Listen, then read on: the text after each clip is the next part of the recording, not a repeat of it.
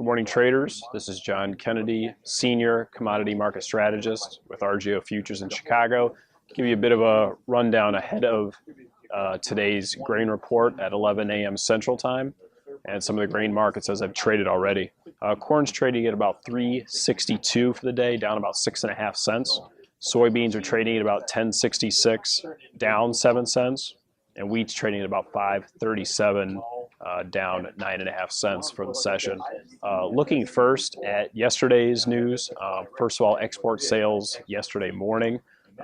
Wheat exports came in above expectations at about 19.4 million bushels. Corn exports were at the lower end of expectations, but within the range at about 35.6 million bushels. And soybeans were above expectations, about 3.6 million bushels for the report. Later in the afternoon yesterday, they released the weekly crop progress numbers, and they were as follows.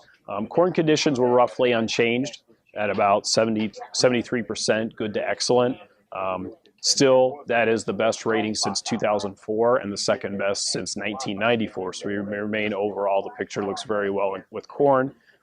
Soybean ratings had declined 1% to 70% good to excellent, but keep in mind the rating in the excellent camp actually increased. And once again, it's the second best number since 1994, so overall the outlook remains very favorable. Spring wheat conditions were unchanged. Harvest is underway, while the harvest is nearly complete for winter wheat.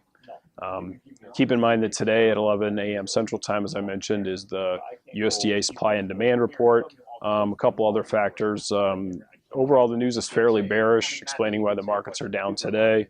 The weather is favorable, cooler temperatures, increased precipitation, across much of the Midwest. Also, there's a lot of risk off for the report. Some people kind of getting to the sidelines to avoid any volatility once the numbers come out. And there's expected increases in Black Sea production of different agricultural goods. The overall lack of bullish news in the report today could trigger some additional liquidation of funds holdings in corn, and also that may spur them to add to their shorts in soybeans. So pay attention. Like I said, if we don't get any bullish news in there, you could still see the next leg in selling in a lot of these grain markets. Until the next time, this is John Kennedy in Chicago. Have a great day. Futures and options on futures may involve substantial risk and may not be suitable for all investors.